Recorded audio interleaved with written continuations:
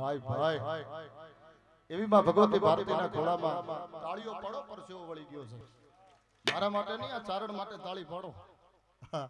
કારણ કે આ જો રબારીના દીકરા તરીકે બોલવું ગાવું કઈ મારા બાપનો ધંધો નથી. સાંભળો, આ એમનો ધંધો છે. એમના ખેતરમાં હાથેડા અમે જોડ્યા છે. હા, બાકી ઢોર સારવા હોય તો ફાવે, હા રેકડીઓ કરવી હોય તો ફાવે, ધૂણવું હોય તો ફાવે, 10 લીટર દૂધમાં 15 લીટર દૂધ કરવું તો હાલે ફાવે. એ ધંધો બધો આવડો છે. પણ જતાય માં ભગવતી ભારતીના ખોળામાં પચકવાડા ગામની પવિત્ર ધરા ઉપર જ્યારે સરસ મજાનું ભાગીરથ કાર્ય ચાલી રહ્યું છે, માને પ્રાર્થના થઈ જાય, માને વિનંતી થઈ જાય. નિશા સાંભળી ગામડી ઓડકાળ રાત્રિ નમામી તુહી તારલે જોત જણી સબુકે ફરે ફેરે આપકા પછું ન ચુકે પ્રભા ભાનુ મે માત તોરી પ્રકાશે લખી ઉગ્રતા ગોરંદાર નાસે પીડે વાકડા વાકડા નાટ હદે થકે હાલતા લોટ લેતા હિલોળા કરમતી જળબોળ કિલોળા તુહી વાદળ પહાડ માથે પછાડે સરીજા બની ગુગવે ધરણ પર ત્રાજે તુહી અસાંડે સુનિલ નંબર ઉઠી જાણીયા પાણીયા સેજ ભૂટી ભગવતી ભારતીના ખોળામાં એક માનું શરણ મને તમને ભજન પ્રાર્થના અને આ વિનંતી કરવાનું અટાણું મળ્યું છે. સાંભળી લેજો સાહેબ. આ શ્રદ્ધાની વાતો છે, આ વિશ્વાસની વાતો છે. વિશ્વાસ એટલે કદાચ કાલે વાર તમને કોઈ પ્રશ્ન કરે કે વિશ્વાસની વાતો કરો છો, વિશ્વાસ એટલે શું?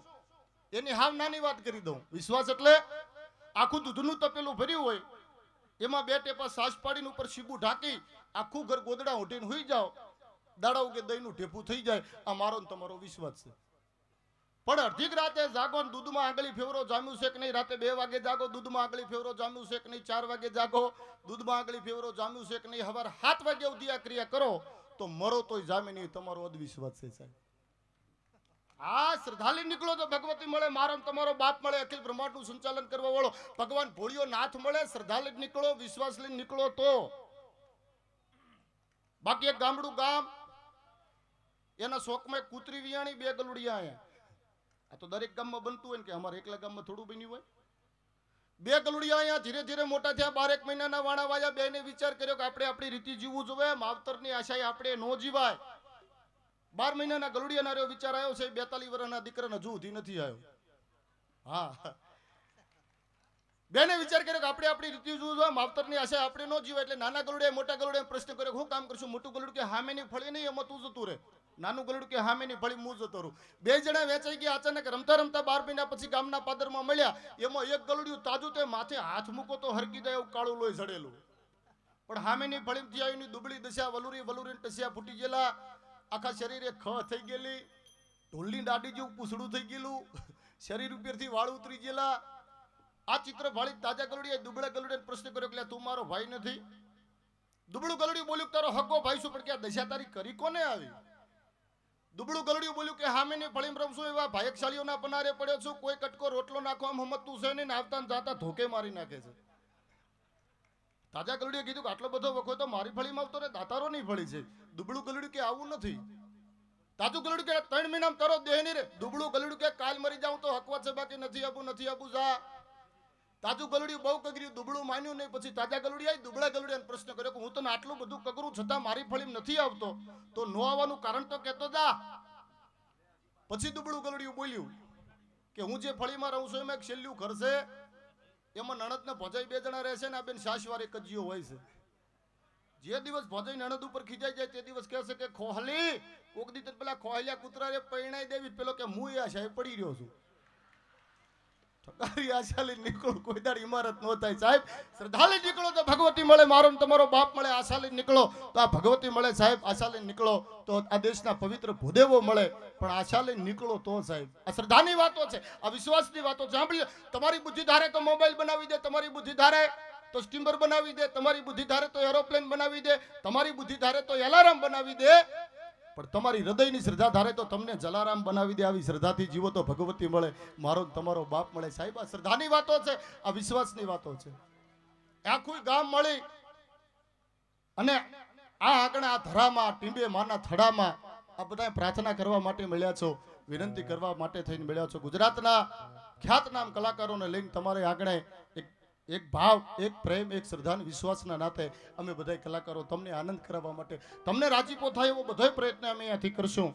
તમને જેટલો આનંદ આવે એ જ આનંદ અહીંયાથી કરવો છે. કારણ કે ખૂબ કલાકારો આજે આપણે આગળ આ બધા કલાકારો ભેળા કરવા એટલે 1 કરોડ રૂપિયા ઉપરનું બજેટ હોય તો થાય, બાકી થાય નહીં આ બધા ભેળા. પણ સાહેબ આ ગામનો ભાવ છે, આ ગામનો પ્રેમ છે. બધાય કલાકારોનો મને અવારનવાર પચકવાડા ગામ મેં કીધું આવવાનું છે આ બધાને. બધાય કલાકારો એક ફોન ઉપર બોલ્યા કે માલધારી આવી જશું, પણ પ્રોગ્રામ કરવાની મજા આવશે. મેં કીધું પચકવાડાની ગેરંટી હું લઉં છું, તમને મજા આવશે, મજા આવશે, મજા આવશે સાહેબ, કારણ કે સમજદાર ગામ છે.